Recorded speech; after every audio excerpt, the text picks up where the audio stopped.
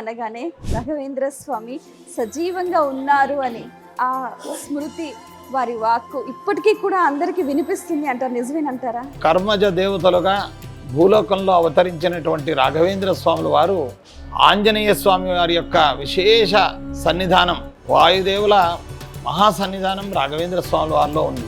రాఘవేంద్ర స్వామి అని అంటే ఈ మంత్ర అక్షింతలు చాలా పవిత్రంగా భావిస్తూ ఉంటారు.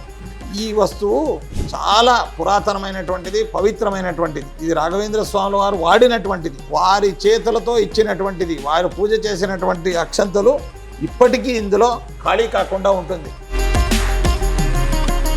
ముఖ్యంగా అనారోగ్యంతో ఉన్న వాళ్ళైతే ఒక్కసారి రాఘవేంద్ర అని స్మరిస్తే చాలు నయమైపోతుంది అంటారు. రాఘవేంద్ర స్వాముల వారి పాదోదకం, ఆయన ప్రసాదం, హస్తోదకం, దీనికి ఎలాంటి సైడ్ ఎఫెక్టు లేదు.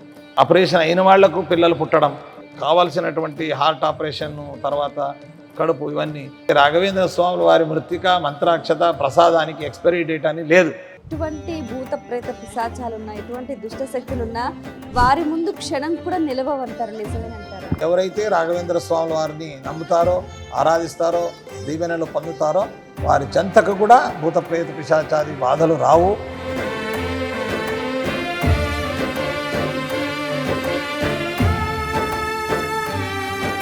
ఇట్స్ యూటీవీ ప్రేక్షకులకు స్వాగతం. నేను మీ డాక్టర్ శృతి.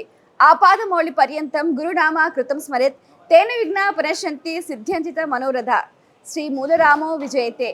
నిత్యం రామనామ స్మరణతో విశ్వశాంతి గావిస్తూ సజీవ బృందావన ప్రవేశం చేసిన రాఘవేంద్ర స్వామి వైభవాన్ని విశ్వవ్యాప్తంగా ప్రచారం చేయటమే కాకుండా వారు వేదాన్ని, శాస్త్రాన్ని, ఇతిహాసాన్ని, పురాణాన్ని అధ్యయనం చేసి వాటి జ్ఞానాన్ని పంచినప్పటికీ కూడా సాధారణమైన భక్తులకు కూడా అందరికీ అర్థమయ్యే విధంగా ప్రతిరోజు కూడా వారి అమృత తుల్యమైన జ్ఞానాన్ని అద్భుతమైన ముఖ వర్చస్సుతో, వారి వాగ్ధాటితో అందరికీ అందిస్తున్నారు.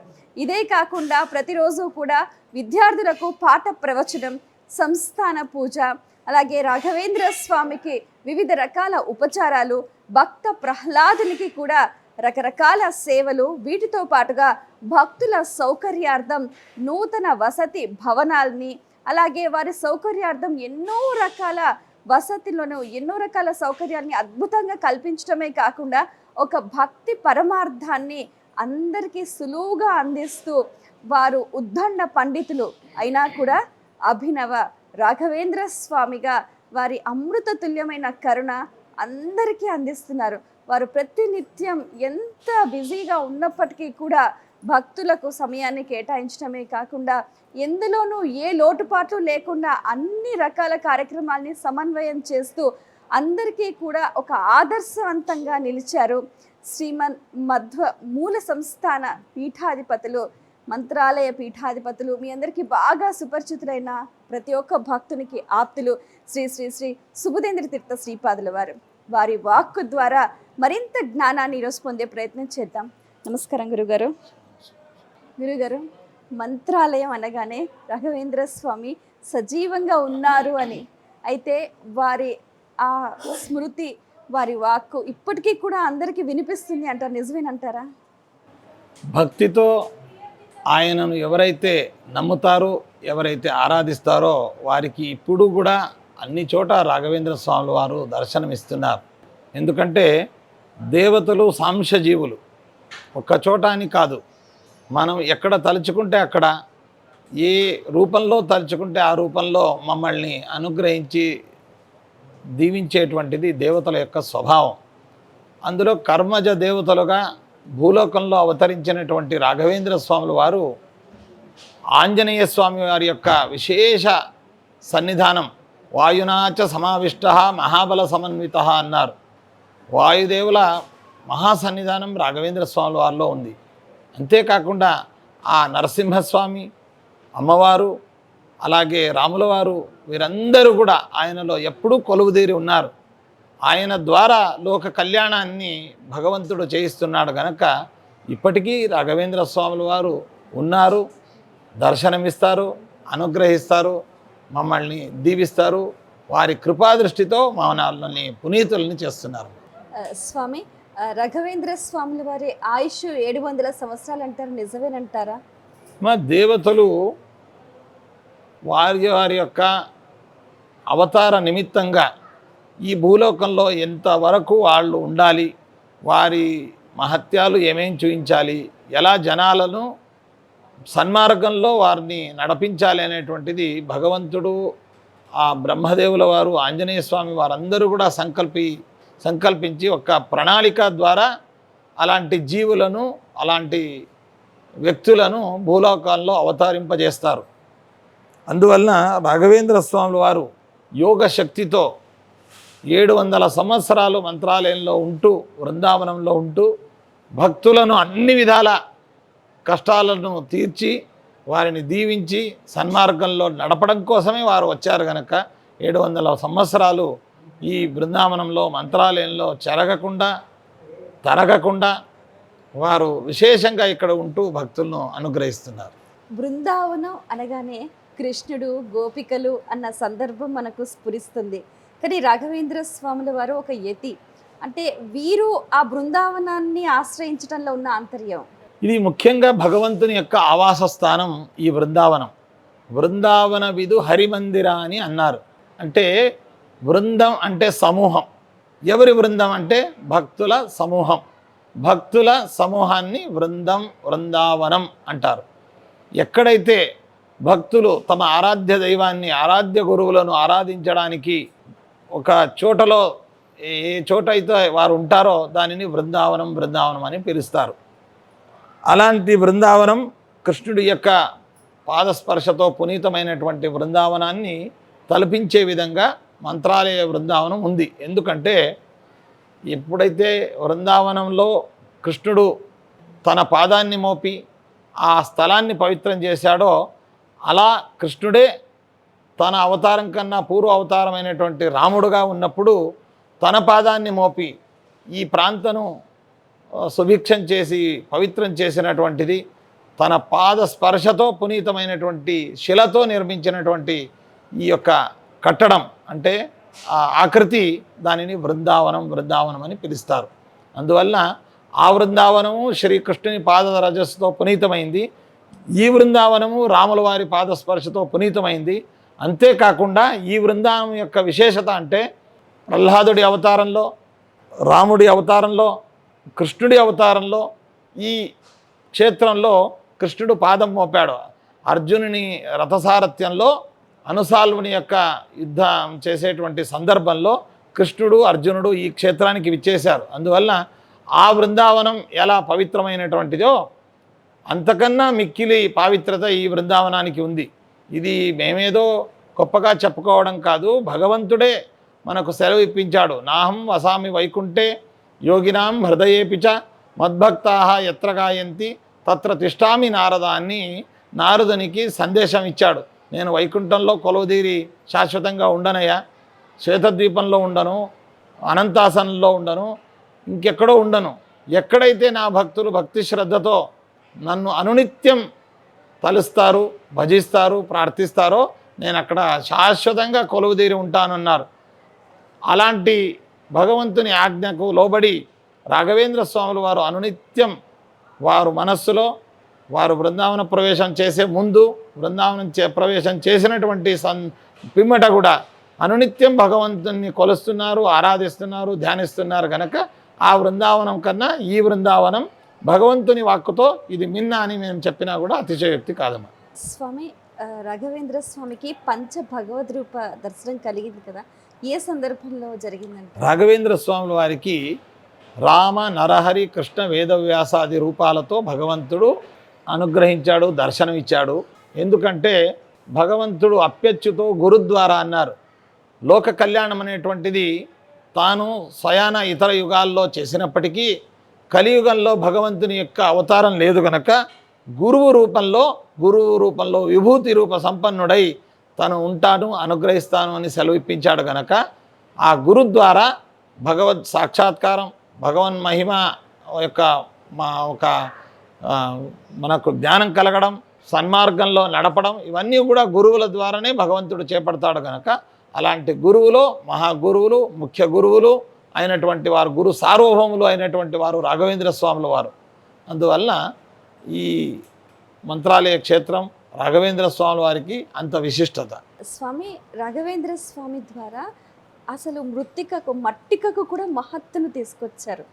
అందులో ఉన్న అంతర్యం రాఘవేంద్ర స్వాముల వారు బృందావన ప్రవేశం చేసే ముందు పవిత్ర తుంగభద్రా నదీ తీరంలో స్నానమాడి వారు జపతపాది అనుష్ఠానం చేసినటువంటి ఏ స్థలమైతే ఉందో ఇప్పుడు ఉన్నటువంటి తులసి వనం, అక్కడి నుండి మృత్తికను అంటే మన్ను, పవిత్రమైనటువంటి మన్నును వారు మృత్తికా శౌచం అనేటువంటి కార్యక్రమానికి, మృత్తికా స్నానానికి వాడినటువంటి మృత్తిక. అంతేకాకుండా వారు అక్కడ కూర్చుని ధ్యానమగ్నులైనటువంటి ఒక స్థలం. అంతేకాకుండా ఆ స్థలం తులసి ఒక ఉద్యానవనంగా తీర్చిదిద్దినటువంటి స్థలం. అది మఠానికి చెందినటువంటి స్థలం. ఆ స్థలం నుండి మృత్తికను ఆషాఢ శుద్ధ పూర్ణిమ రోజు ప్రతి సంవత్సరం మృత్తికా సంగ్రహణం అనేటువంటిది చేస్తూ దానిని పుణ్యాహవాచనం, భూప్రార్థన, కలశస్థాపన, వర్ణవాస్తోష్పతి పూజ తదితర శ్రీమఠ సాంప్రదాయాల మేరకు పూజలు జరిపి ఆ మృత్తికను బంగారు పలకిలో ఊరేగింపుతో తీసుకొచ్చి బృందావనం పైన ఉంచి అక్కడ స్తోత్ర పఠనం, విశేష చామర సేవలు ఇవన్నీ చేసి ఆరతి చేసిన తర్వాత బృందావనం పైన ఉంచుతాం. అది సన్యాసులకు చాతుర్మాస్యం అనేటువంటిది చాలా ముఖ్యమైనటువంటి కాలం. అలాంటి కాలంలో వారికి మృత్తికా శౌచం కోసం వాడకం కోసం మృత్తికను నిల్వ చేసుకుంటారు. అలాంటి చేసుకున్నటువంటి మృత్తిక 48 రోజుల పాటు చాతుర్మాస్య దీక్ష తర్వాత ఆ మృత్తికను, పాత మృత్తికను తీసి మనం అక్కడక్కడ మఠం సాంప్రదాయ ప్రకారం ఏదైతే మృత్తికా బృందావనాలు ఉంటుంది, అది ఆ పీఠంలో ఉన్నటువంటి పీఠాధిపతుల యొక్క అనుమతి మార్గదర్శకాలతో దేశమంతటా విదేశాల్లో కూడా మృత్తికా బృందావనం, ప్రార్థనా మందిరాలు, ధ్యాన మందిరాలను నెలకొల్పడానికి ఆ పవిత్ర మృత్తికను వాడతాం. అంతేకాకుండా అది ఔషధ రూపంగా బృందావనంలో వేసినటువంటి మృత్తిక అన్ని రోగాలను పరిహారం చేస్తుంది. అంతేకాకుండా అన్ని ఉపద్రవాలను, భూత ప్రేత పిశాచాది ఉపద్రవాలను పరిహారం చేస్తుంది. మా పేదరికాన్ని నిర్మూలనం చేస్తుంది. అలాంటి పవిత్రమైనటువంటిది మరియు మహత్యం కలిగినటువంటిది. అంతేకాకుండా ఔషధ గుణాలతో కూడినటువంటిది ఆ మృత్తిక. అందువల్ల ఆ మృత్తిక యొక్క విశేషత ఇది. రాఘవేంద్ర స్వామి అని అంటే ఈ మంత్ర అక్షింతలు చాలా పవిత్రంగా భావిస్తూ ఉంటారు. ఈ మంత్ర అక్షింతలను మీ ద్వారా తీసుకోవటం ఇంకా మా జన్మధన్యంగా భావిస్తూ ఉంటాము. వీటి మహత్తు. మంత్రాక్షత అనేటువంటిది మంత్రపూరితమైనటువంటి ఒక విధి విధానాలతో చేసినటువంటి దాన్ని మంత్రాక్షత అంటారు. ఈ శాస్త్రీయ క్రమంగా మంత్రాక్షతలను చేయడం అనేటువంటిది బియ్యం గింజలు, దానికి పసుపు పొడి, సున్నం వీటిని కలిపి ఎర్రటి రంగు వచ్చే విధంగా ఈ మంత్రాక్షతలను ముందుగా తయారు చేస్తాం. దాన్ని మూలరాముల వారికి, రాఘవేంద్ర స్వాముల వారికి, వారి పాదకులకు, అంతేకాకుండా ప్రతిరోజు విప్రుల ఒక వేద పారాయణం నడుమ మాలకి మంగళారతి అనేటువంటిది జరుగుతుంది. ఆ ద్వారా ఆ మృత్తిక అక్షయ పాత్రలో వేయడం, దానిని ప్రసాద రూపంగా ఇవ్వడం. ఈ మఠంలో ఉన్నటువంటి మరొక విశేషం ఏంటంటే ఈ అక్షయ పాత్రను రాఘవేంద్ర స్వాముల వారు, వారికి ముందున్నటువంటి గురువులు, వారి తర్వాత వచ్చినటువంటి గురువులు వారి కరకమలాలతో తాకినటువంటిది అక్షయ పాత్ర. దీనిని ఎప్పటికీ కూడా ఖాళీ చేయడం అనేటువంటిది జరగదు. దీన్ని కడగడం, పాలిష్ చేయడం అనేటువంటిది జరగదు. పైనున్నటువంటి ఈ యొక్క పళ్ళ్యాన్ని మాత్రమే మనము శుద్ధిపరచడం, దీన్ని చేయడమే. కానీ ఈ వస్తువు చాలా పురాతనమైనటువంటిది, పవిత్రమైనటువంటిది. ఇది రాఘవేంద్ర స్వాముల వారు వాడినటువంటిది. అందువలన వారి చేతులతో ఇచ్చినటువంటిది, వారు పూజ చేసినటువంటి అక్షంతలు ఇప్పటికీ ఇందులో ఖాళీ కాకుండా ఉంటుంది. మరలా దీనికి మనం నింపుతుంటామే కానీ దీన్ని ఖాళీ చేయడం అనేటువంటిది జరగదు. దానికి దీని అక్షయ పాత్ర అంటారు. ఈ ప్రసాదాన్ని తీసుకొనడం, మాకు అన్ని కష్టాలను పరిహారం కోరి తీసుకోవడం, మా ఇష్టార్థాలు మాకు సమకూర్చాలని కోరడం, అంతేకాకుండా ఎవరికైతే సంతానం లేదో వారికి ఈ ప్రసాదం ద్వారా సంతానం అనేటువంటిది కలుగుతుంది. భూతప్రేత పిశాచాది బాధలు నివృత్తి అవుతుంది. రోగోపద్రవాలు నివృత్తి అవుతుంది, రుణబాధ పరిహారం అవుతుంది, విద్యాభివృద్ధి అవుతుంది, సత్సంతానం కలుగుతుంది, పెళ్లి కాని వారికి పెళ్లి, ఇలా ఎన్నెన్నో వారు కోరినటువంటి కోరికలను అన్నిటినీ తీర్చేటువంటి విశేషమైనటువంటి ప్రసాదం ఈ మంత్రాక్షత. స్వామి, మీ ముందున్న ఈ శంకు చక్రాలు మీ ద్వారా మీరు మంత్రపూరితంగా అందరికీ అందిస్తూ ఉంటారు. అంటే సనాతన ధర్మంలో వీటి ప్రాముఖ్యత. ఇది భగవంతుని యొక్క ఆయుధమైనటువంటి చక్ర శంఖాలు. ఈ చక్ర శంఖాలను భగవంతుని యొక్క ఆయుధాలుగా మనం మా కుడి ఎడమ భుజాల్లో చక్ర శంఖ ధారణ అనేటువంటిది శాస్త్రీయ క్రమం. ఒక వ్యక్తి ఏ తాలూకాకు చెందినవారు అని గుర్తుపట్టాలంటే ఒక ముద్ర అనేటువంటిది పడాలి. ఇది వైష్ణవీయ శరీరం, విష్ణువుకు సంబంధించినటువంటిది. నేను విష్ణు భక్తుడు, నా యొక్క శరీరం పవిత్రమైనటువంటిది, నేను విష్ణు ఆరాధన కోసం ఈ శరీరాన్ని దాల్చాను అని ఎవరికైతే భావన ఉంటుంది, భావన కలగాలి. అలాంటిది మనకు గుర్తింపు చేయడానికి ఇది తాప సంస్కారం అని చెబుతారు. సుదర్శన హోమ అగ్నిలో బాగా కాగించి దాన్ని ధారణ పీఠాధిపతులు చేసుకుంటారు, శిష్య భక్తులకు గావిస్తారు. ఇది ముఖ్యంగా చాతుర్మాస్య కాలంలో, అదే కాకుండా ఆషాఢ శుద్ధ ఏకాదశి, శయని ఏకాదశి అంటారు. ఆ రోజు మన తులసి వివాహం వెనకటి రోజు, ఉత్థాన ద్వాదశి అని ఏమైతే ఉందో దానికి వెనకటి రోజు మధ్య ఏకాదశి, ఇది ముఖ్యమైనటువంటి రోజు. ఇది కాకుండా స్వాముల వారు పీఠాధిపతులు ఎక్కడెక్కడ సంచారంలో ఉంటారో అక్కడ ముద్రికలను వేయడం, మంత్రాలయానికి వచ్చినటువంటి భక్తులకు ముద్రికలు వేయడం, ఇంకా పెళ్ళి, అలాగే నామకరణం, ఉపనయనం మొదలగు విశేష కార్యక్రమాల్లో ముద్రికలు వేయించుకోవడం అనేటువంటిది శాస్త్ర సంప్రదాయాల పద్ధతిగా ఆనవాయితీగా వస్తున్నటువంటి విషయం. గురుగారు, ఈ శంకు చక్ర ముద్రలు ఎవరైనా వేసుకోవచ్చా అండి? ప్రతి ఒక్కరూ వేసుకోవచ్చమ్మా. ఇది కేవలం మనుష్యులకని కాదు, పశు పక్షులకు, మనం పూజా వస్తువులు వాడే పళ్ళాలకు కానీ, వంట చేసేటువంటి కట్టెలకు కూడా దీన్ని స్పర్శ చేయాలని చెబుతుంది. అంటే పావిత్రతను తెచ్చిపెట్టేటువంటిది, రక్షణను కల్పించేటువంటిది, జ్ఞానాన్ని ప్రసాదించేటువంటిది, అందులో ఉన్నటువంటి దోషాలను పారదోసేటువంటిది ఈ శంకు చక్రాలు. దీనిని ప్రతి ఒక్కరూ ధారణ చేసుకోవచ్చు. అయితే వారి భక్తి శ్రద్ధలకు లోబడి ఉంటుంది.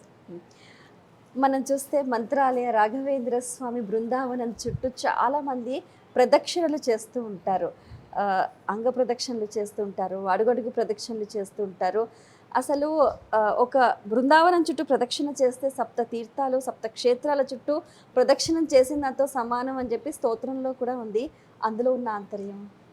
రాఘవేంద్ర స్వాముల వారి మంత్ర సదృశమైనటువంటి స్తోత్రం అప్పణాచార్యుల వారు శ్రీపూర్ణబోధ గురుతీర్థ పయోద్దిపారా అని వారు కొనియాడారు. అందులో వారి మహత్యాన్ని, వారి సన్నిధానం, వారి బృందావన మహత్యం చెప్పేటప్పుడు సర్వయాత్ర ఫలావాప్తి యథాశక్తి ప్రదక్షిణం అని చెప్పారు. మనము కాశీ, రామేశ్వర, బదరి మొదలగు తిరుమల మొదలగు పుణ్యక్షేత్రాలకు వెళతాం. దానికి చేతకాని వారు అక్కడ వెళ్ళి ఇక్కడికి వచ్చిన వాళ్ళు, ఇక్కడే ఉండి అక్కడ వెళ్ళేటువంటి పుణ్యాన్ని పొందే ఒక తపన ఉన్నవాళ్ళు ఈ బృందావనానికి ప్రదక్షిణ నమస్కారం చేయాలి. చేస్తే, ఎందుకంటే ముందుగానే నేను చెప్పాను, బృందావన విధు హరిమందిర అన్నారు. అందువలన ఇక్కడ ప్రదక్షిణలు చేస్తే అంత ఫలం వస్తుంది అని పూర్వీకులు చెప్పారు. స్తోత్రంలో చెప్పింది అందరికీ అనుభవంగా కూడా ఉంది. అది ఎన్ని ప్రదక్షిణలు వేయాలి అంటే యథాశక్తి ప్రదక్షిణం అన్నారు. మనకు మా శక్తిని బట్టి వేయాలి. కొంతమంది 1000 ప్రదక్షిణలు వేసేవాళ్ళు ఉన్నారు, 108 ప్రదక్షిణలు వేసేవాళ్ళు ఉన్నారు, 48 ప్రదక్షిణలు వేసేవాళ్ళు ఉన్నారు, 11 ప్రదక్షిణలు వేసేవాళ్ళు ఉన్నారు, కొన్ని ప్రదక్షిణలు వేసేవారు ఉన్నారు. అయితే ఏకహస్త ప్రణామశ్చ ఏకాచైవ ప్రదక్షిణ హంతి పుణ్యం పురాకృతం అన్నారు. అందువలన ఒక్క ప్రదక్షిణకు అధికంగా 2, 3, 4 ఇలా ప్రదక్షిణలు వేసి వారి వారి శక్తి అనుసారంగా పుణ్యాన్ని సంపాదించవచ్చు. రాఘవేంద్ర స్వామి బృందావనం పైన ఉన్న గోపురము అంటే వైవిధ్యభరితంగా ఉంటుంది. అంటే స్వర్ణ కాంతులతో తాపడం చేశారు, కానీ అందులో కూడా ఒక ప్రత్యేకత ఉంది. దాని గురించి అమ్మ, రాఘవేంద్ర స్వాముల వారికి ఏదైతే ఇక్కడ సువర్ణ లోహంతో నిర్మించినటువంటి పైభాగం ఉంది, ఇది మూలరాముల వారు పూజ జరిగేటువంటి స్థలంలో సువర్ణ గోపురం అనేటువంటిది ఉంది. రాఘవేంద్ర స్వాముల వారి బృందావనం ఉన్నటువంటి ఒక స్థలంలో అక్కడ ఈ అంటే ఈ తులసి కోటకు ఉన్నట్టుగా ఆకృతి, దానిని కన్నడంలో తేని అంటారు, దాన్ని ఏర్పాటు చేయడం జరిగింది. అన్ని భగవద్ రూపాలను అక్కడ మలచడం జరిగింది.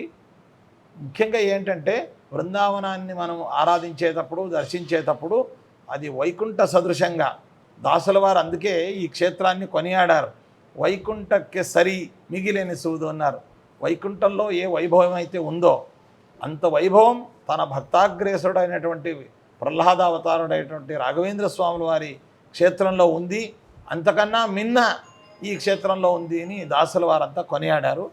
అలా భావన అనుసంధానం కలగడానికి ఆ యొక్క అలంకరణ కానీ, అక్కడ ఉన్నటువంటి దేవతామూర్తులు కానీ, అక్కడ ఉన్నటువంటి సువర్ణ రజత ఒక అలంకరణ, ఇవన్నీ కూడా దానికి సహకారంగా ఉంటుంది. రాఘవేంద్ర స్వామి బృందావనం కూడా అసలు బంగారు కాంతులతోటి చాలా దేదీప్యమానంగా వెలుగొందుతుంది. అయితే ఎటువంటి భూత ప్రేత పిశాచాలున్నా, ఎటువంటి దుష్ట శక్తులున్నా వారి ముందు క్షణం కూడా నిలవవంటారు, నిజమేనంటారా? వారి స్తోత్రంలో భూతప్రేత పిశాచాది పీడాతస్య నజాయతే అని కొనియాడారు. భూతప్రేత పిశాచాది పీడ అనేటువంటిది ఎవరైతే రాఘవేంద్ర స్వాముల వారిని నమ్ముతారో, ఆరాధిస్తారో, దీవెనలు పొందుతారో వారి చెంతకు కూడా భూతప్రేత పిశాచాది బాధలు రావు, ఉన్నవారికి అది తొలగుతుంది అని ఆ స్తోత్రంలో చెప్పారు. అనునిత్యం ఎంతోమందికి ఇక్కడ భూత నివృత్తి జరగడం, భయ నివృత్తి జరగడం అనేటువంటిది రోజు కలుగుతున్నటువంటి అనుభూతి. ఇక్కడ మంత్రాలయం అడుగు పెట్టగానే ముందుగా మాంచాలమ్మని దర్శనం చేసుకుంటున్నారు, ఆ తర్వాత రాఘవేంద్ర స్వామిని. ఇటీవలే మీరు చాలా మంత్రాలయాన్ని చాలా అద్భుతంగా నవ మంత్రాలయంగా తీర్చిదిద్దారు. ఎన్నో రకాలుగా పుష్కరణ ఏర్పాటు చేశారు, మ్యూజియం ఏర్పాటు చేశారు. ఇవే కాకుండా స్వామివారికి రకరకాల ఉపచారాలు, ఉత్సవాలు కూడా ప్రవేశపెట్టారు. భక్తులకు ప్రవేశ ద్వారం కూడా చాలా వినూత్నంగా, వైవిధ్యంగా ఉంది. మీరు ఈ ఇటీవలి కాలంలో చేపట్టిన ఆధునీకరణ పనులు? మంత్రాలయం రాఘవేంద్ర స్వాముల వారి మహత్యం రోజు రోజుకు భక్తులకు అనుభవవేద్యంగా విపరీతంగా జరుగుతూ ఉంది. అందువలన ఆ భక్త సంఖ్యకు తగినట్టుగా ఈ ఏర్పాట్లు కానీ, వసతి, భోజన, దర్శనాది వ్యవస్థలు మనం ఇక్కడ ఏర్పాటు చేయాలి. అందుకోసం ఈ ఓవర్ బ్రిడ్జ్ కాన్సెప్ట్ను కూడా ఇక్కడ చేయడం జరిగింది. క్యూ కాంప్లెక్స్ను చేయడం జరిగింది. ఇంకా శీఘ్ర దర్శనం యొక్క వ్యవస్థను చేయడం జరిగింది. వయోవృద్ధులకు, దివ్యాంగులకు, చిన్న పిల్లలు ఉన్నటువంటి తల్లులకు అందరికీ కూడా ప్రత్యేకంగా దర్శన వ్యవస్థ అనేటువంటిది ఇక్కడ ఏర్పాటు చేయడం జరిగింది. వచ్చేటువంటి భక్తులకు అన్నదానం, ఉచిత అన్నదానం 2 పూటలా జరుగుతుంది. శుద్ధ తాగునీరు ఇక్కడ సరఫరా అనేటువంటిది ఏర్పాటయింది. ఫస్ట్ ఎయిడ్ కానీ, మెడికల్ ఎయిడ్ కానీ ఫ్రీగా భక్తులకు అందించడం, అంతేకాకుండా అంబులెన్స్, ఇకపోతే అనునిత్యం ప్రవచనాలు, మ్యూజియము తదితర ఆధ్యాత్మికతను పెంపొందించే కార్యక్రమాలను మంత్రాలయంలో ఇంకా రోజు రోజుకు కూడా దాన్ని అభివృద్ధి పరచడం అనేటువంటిది అనివార్యం. తద్వారా ఇవన్నీ జరుగుతూ ఉంది. ఇవన్నీ రాఘవేంద్ర స్వాముల వారి ప్రేరణ, ఆయన సంకల్పం, భక్తుల సహకారంతో ఇదంతా సహకారం జరుగుతూ ఉంది. మేము చిన్నప్పటి నుంచి కూడా చూస్తున్నాము రాఘవేంద్ర స్వామి అంటే అసలు అచంచలమైన భక్తి. అసలు వారిని ఏది అడిగినా కూడా శీఘ్రమే నెరవేరుతూ ఉంటుంది. ముఖ్యంగా అనారోగ్యంతో ఉన్న వాళ్ళైతే ఒక్కసారి రాఘవేంద్ర అని స్మరిస్తే చాలు నయమైపోతుంది అంటారు. అంటే దీర్ఘకాలిక రోగాలు కూడా నయమవుతాయా స్వామి? అదేమా, ఇప్పుడు మామూలుగా ఏ రోగి అయితే ఉంటాడో ఆ రోగి ఔషధాలను తీసుకున్నప్పుడు రోగం పరిహారం అవుతుంది. తద్వారా రోగికి ఊరట అనేటువంటిది కలుగుతుంది. దాని సైడ్ ఎఫెక్ట్ కూడా మాకు ఔషధోపచారాలతో ఉంటుంది. అయితే రాఘవేంద్ర స్వాముల వారి పాదోదకం, ఆయన ప్రసాదం, హస్తోదకం, దీనికి ఎలాంటి సైడ్ ఎఫెక్టు లేదు. ఈ మందులకైతే ఒక ఎక్స్పైరీ డేట్ అని ఉంటుంది. అయితే రాఘవేంద్ర స్వాముల వారి మృత్తిక, మంత్రాక్షత, ప్రసాదానికి ఎక్స్పైరీ డేట్ అని లేదు. అది తస్య కుక్షిగతా దోషాః సర్వే నశ్యంతి తత్క్షణాత్ అన్నారు. మా కడుపులో ఉన్నటువంటి అన్ని దోషాలు, రోగాలు ఎప్పుడో లాంగ్ యాక్టింగ్ డోస్గా కాదు, తక్షణాత్ అన్నారు. భక్తి శ్రద్ధలతో అచలమైనటువంటి విశ్వాసంతో రాఘవేంద్ర స్వాముల వారి బృందావనానికి అభిషిక్తమైనటువంటి పాదోదకం, ఆ తీర్థాన్ని మనం పుచ్చుకున్నట్టయితే తక్షణమే మా రోగాది ఉపద్రవాలు పరిహారం అవుతుందని ఎంతోమందికి ఆపరేషన్ లేని వాళ్లకు, ఆపరేషన్ అయిన వాళ్లకు పిల్లలు పుట్టడం, ఆపరేషన్ కావాల్సినటువంటి హార్ట్ ఆపరేషన్, తర్వాత కడుపు, ఇవన్నీ రాఘవేంద్ర స్వాముల వారే స్వయాన వారి కలలో వారికి ఇచ్చేసి ఆపరేషన్ చేయడం, మంత్రాక్షతులు ఇచ్చి ఆ రోగాన్ని పరిహారం చేయడం, మృత్తికను ఇచ్చి ఆ రోగాన్ని పరిహారం చేయడం, ఇలా ఎన్నో మహత్యాలు రోజు మంత్రాలయంలో దేశవ్యాప్తంగా విశ్వవ్యాప్తంగా భక్తులకు అనుభవ వేద్యంగా ఉందమ్మా. మంత్రాలయంలో సంవత్సర కాలంలో జరిగే ఉత్సవాల కంటే కూడా శ్రావణ మాసం బహుళపక్షం విధి అనేది పండుగ రోజు. ఎందుకంటే రాఘవేంద్ర స్వామి సజీవ బృందావన ప్రవేశం చేశారు. ఆ ఉత్సవాన్ని పురస్కరించుకొని సప్తరాత్రోత్సవాలు మీరు వైభవోపేతంగా మీ ఆధ్వర్యంలో ప్రత్యక్షంగా మీరు నిర్వహిస్తూ ఉంటారు. ఆ వివరాలు. ఈ శ్రావణ మాసం కృష్ణపక్షం విధియా రోజు అనేటువంటిది కేవలం మంత్రాలయానికి కాదమ్మా, ఇది సనాతన హిందూ ధర్మ అనుయాయులందరూ కూడా కుల మతాలకు అతీతంగా ప్రతి ఒక్కరూ విశ్వవ్యాప్తంగా ఆచరించేటువంటి ఒక గొప్ప పండుగ, గొప్ప ఉత్సవం రాఘవేంద్ర స్వాముల వారి ఆరాధన. మంత్రాలయం ఆంధ్రప్రదేశ్, తెలుగు రాష్ట్రాలు, కర్ణాటక, భారతదేశం అని కాకుండా విశ్వవ్యాప్తంగా ప్రతి ఒక్కరూ కూడా ఎవరైతే రాఘవేంద్ర స్వాముల వారి భక్తులు ఉంటారో, ఎవరైతే రాఘవేంద్ర స్వాముల వారిని ఆశీస్సులు పొందినారో, ఎవరైతే రాఘవేంద్ర స్వాముల వారిని నమ్ముతారో వారందరూ ఆచరించేటువంటి విశ్వవ్యాప్తమైనటువంటి ఒక ఉత్సవం అంటే అది రాఘవేంద్ర స్వాముల వారి ఆరాధనోత్సవాలు. అలాంటి ఉత్సవం ఆయన యొక్క మూల స్థలమైనటువంటి మంత్రాలయంలో సప్తరాత్రోత్సవంగా విశేషంగా ఇక్కడ ఉత్సవాలు, సాంస్కృతిక కార్యక్రమం, అన్నదానం, సన్మాన కార్యక్రమం, అంతేకాకుండా గ్రంథావిష్కరణ, ఇక సంగీతాది కార్యక్రమాలు, ప్రవచనాలు, హరికథలు, భజన మొదలగు కార్యక్రమాలు ఇక్కడ 7 రాత్రుల పాటు సప్తరాత్రోత్సవంగా రేపటి నుండి మొదలై రానున్న 2వ తారీఖు వరకు ఇక్కడ జరుగుతుంది. ఒక్కటే రాఘవేంద్ర స్వామిలో అందరికీ తెలిసినవి కొన్ని అయితే వారి రచనా శైలి చాలా అద్భుతం అని చెప్తూ ఉంటారు. వంశపారంపర్యంగా వచ్చిన వీణా వాద్యం అందులో ప్రావీణ్యం చాలా ప్రముఖమైంది అంటూ ఉంటారు. అలాగే దానికి అనుగుణంగా మన మఠం తరఫు నుంచి కూడా శ్రీ గురు సర్వభౌమ మాసపత్రిక, వాటి విశేషాలు. రాఘవేంద్ర స్వాముల వారు వారి గురువులు వాళ్ళందరూ కూడా చతుషష్ఠి కళా పరిపూర్ణలు. అందులో భాగంగా వైణిక కళ అనేటువంటిది వారి కులవృత్తిగా వచ్చినటువంటిది. కృష్ణదేవరాయలకు వారి పూర్వీకులు వైణిక విద్య గురువులుగా ఆ స్థానంలో కొలువుదీరినటువంటి వారు. అందువల్లనే వారి వంశాన్ని వీణా వంశంగా పిలియాడతారు. వారు న్యాయ, వ్యాకరణ, వేదాంతాది శాస్త్రాలు, షట్శాస్త్రాలను కరతలామలకం చేస్తున్నటువంటి గొప్ప జ్ఞాని. అంతేకాకుండా వేదాలకు స్వయాన భాష్యాన్ని, వ్యాఖ్యానాన్ని, వేదత్రయ వివృతి అని రచయించారు. ఉపనిషత్తులకు వ్యాఖ్యానం రాశారు. బ్రహ్మసూత్రాలకు, భగవద్గీతకు, ఇతర శాస్త్రాలకు కాకుండా కన్నడంలో కూడా ఎన్నో పద్యాలను రచయించారు. అందులో ముఖ్యమైనటువంటిది ఇందు ఎనగే గోవింద అనేటువంటి చాలా పాపులర్ సాంగ్. అలాంటి కన్నడంలో కృతులను, గేయాలను కూడా రచించినటువంటి గొప్ప విశిష్టత రాఘవేంద్ర స్వాముల వారిది. వారిని జ్ఞాన భండారంగా, జ్ఞాన సముద్రంగా వారిని పిలియాడతారు. ప్రతినిత్యం రాఘవేంద్ర స్వామిని ఏ విధంగా ఆరాధించాలి, సేవించాలి? రాఘవేంద్ర స్వాముల వారి ఆరాధనకు డబ్బు కానీ, అధికారం కానీ, ఏదో అలంకరణ కానీ ముఖ్యం కాదమ్మా. భక్తి, శ్రద్ధ, నమ్మకం అనేటువంటిది చాలా ముఖ్యం. ఆయనను మేము భక్తితో ఏ పూజా వస్తువులు లేనప్పటికీ కూడా భావపుష్పాలతో మనం ఆయనను ఆరాధించినా కూడా ఆయన తప్పకుండా మాకు కరుణిస్తారు, అనుగ్రహిస్తారు. ముఖ్యంగా ఆయన నామస్మరణ, ఆయన పాదోదకం, ఆయన మంత్రాక్షతులు, ఆయన మృత్తిక, ఆయన హస్తోదకం ఇది చాలా ముఖ్యమైనటువంటిది.